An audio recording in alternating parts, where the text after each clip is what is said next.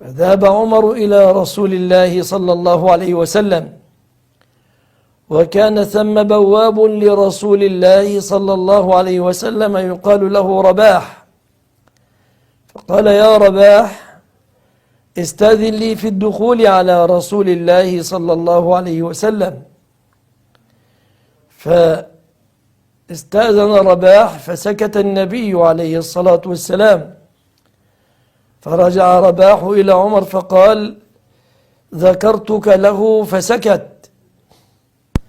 فلم يدخل عمر من ثم، ذهب إلى ابنته حفصة في بيتها وقال لها: يا حفصة، أبلغ من شأنك أن أولا دخل على عائشة رضي الله عنها قال: يا عائشة، أبلغ من شأنك أن تؤذي رسول الله صلى الله عليه وسلم؟ فقالت: إليك عني يا ابن الخطاب، ما لك بي من شأن، اذهب إلى ابنتك. فذهب عمر إلى ابنته حفصة وقال: أبلغ من شأنك أنك تؤذين رسول الله صلى الله عليه وسلم؟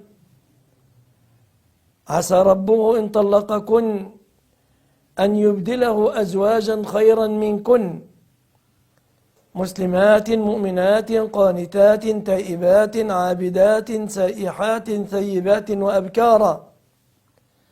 ثم إن عمر غلبهما يجد، فما زال عمر لم يدري هل طلق النبي نساءه أم لم يطلقهن.